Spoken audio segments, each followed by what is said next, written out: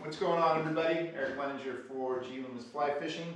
Today we're going to be talking Skagit heads and sink tips. Just kidding. Nobody cares about Skagit heads. There's a million videos about them. Everybody knows the deal. You fish them in the winter.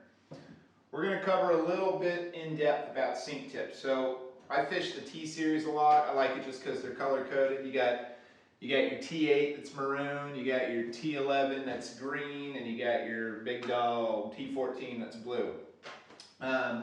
Their sink rates are T8 is 6 to 7 inches per second, T11 is 7 to 8 inches per second, and T14 is 8 to 9 inches per second.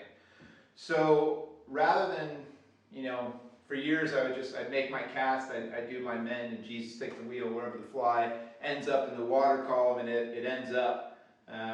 But what I've started to do the last few years is let's just take the middle ground, T11, most people fish that. It sinks at 7 to 8 inches per second. Let's take the lower end of that, 7 inches per second. Now, say you go out there and you make your little trout mend, and you really only have maybe 1 second of free fall on that fly, maybe 2. So you're maybe 12 to 14 inches down. And sure, as it comes through the swing, it may sink a little bit more, but it's under tension, so it doesn't really have the ability to sink to its optimum depth, really. It's not really that efficient. So one thing you can do is start working with your mend. I call it the mega mend. People that fish with me in the wintertime know I drill it into them. Really creating slack. So hopefully one day I'll be able to get out of the river and kind of show you how I do it, but kind of walk you through it here. You're going to make your cast out. You want to cast 8 to 10 feet further than where you think that furthest fish is lying out in the river, because you're going to pull way back, straighten everything, and drop your rod tip, creating slack. One thing you don't hear a lot in spay casting, right? You want to create slack in this scenario. That's just going to allow that fly and that tip to free fall down to the water column to whatever desired depth. So let's take T11, 7 to 8 inches per second. We're going to play devil's advocate and be on the back side of that. So let's call it 7 inches per second. If I make my cast, I make my mend, start counting. 1,000, 2 1,000, 3 1,000. That's how counting works. And say you get to maybe 6.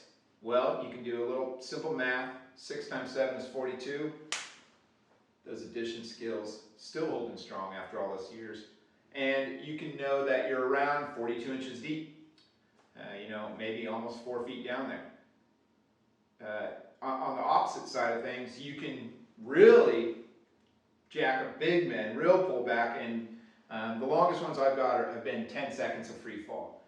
So say you're fishing a river where you know it's really deep. Our local river, the Clackamas, has an excellent run that's really deep.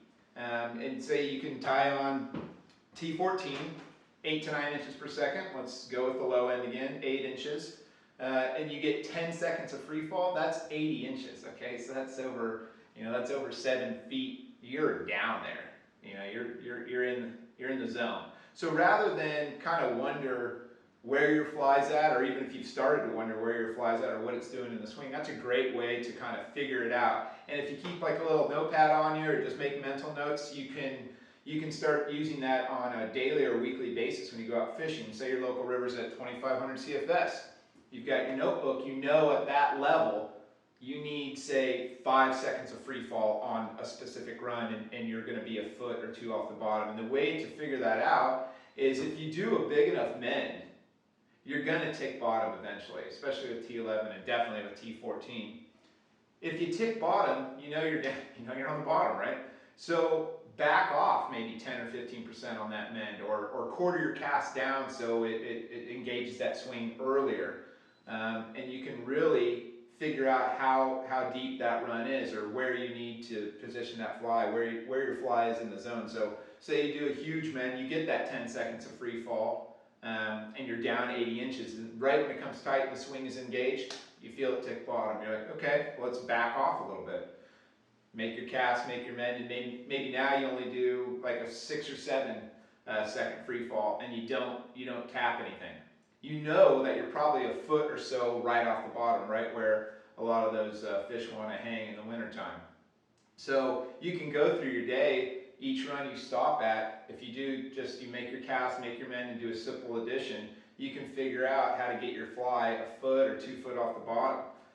If it's a dark and kind of stormy type of day, go ahead and just, quarter down and maybe not mend or just a little mend and fish that higher water column. And then make a second cast through and really jack that mend in there and straighten everything out and allow that fly to get down. I just think that's a really good way to go about it, and we've definitely put more fish to the bank since we started doing that the last 8 years. I mean, if you want to really, piss your buddy off, fish behind him and do that and pick his pocket. That's happened a few times. So you know that it's working. That's kind of the proof in the pudding, right? Like there's a lot of theories out there, and people are like, oh, maybe this works or this doesn't. This is just cold hard evidence. I mean, it's simple. The closer you get that fly to a fish, the easier it is for them to eat it, right? So you have these crazy aggressive fish that are going to move no matter what, and they're going to eat your fly. But that fish that maybe doesn't want to move that far, this is a great way for them to eat your fly. You wonder why the gear guys just kick our butt every winter, and they're like, oh, it was a slow day, we got 6. It's just because there is a steelhead. Say this is a steelhead, it looks just like one, right? And he's just facing upriver, right? Here comes your swung fly, 3 feet above him. He just kind of looks at it, but he doesn't want to move. He's frozen, water's 34 or whatever. Well, here comes Bob and Bob or whatever, and he runs a bead right here. The fish doesn't have to move. He runs a bead right here. The fish doesn't move. And then finally, they get that one, and it's just going right down in front of him. Well, he's got 2 decisions to make. He can either move, which he's proved to us that he doesn't want to do, or he just has to open his mouth and eat it. So that's why they get him. So this way, if your fly's 2 feet above him, the next time where you do a mega mend and it's coming right in, it's not the aggressive factor that's getting him to eat it. It's that you're just annoying him, and this thing is in his face, and he's just gonna grab it to get out of there. So something to think about next time you're out there. Know your sink rates if your sink tips. Do simple math. Carry a little notebook maybe, or if you can just make mental notes, you know how many seconds of free fall to get your fly in the zone. And I promise you, you're gonna have more success. The last thing I'm going to touch on real quick is lengths of sink tips.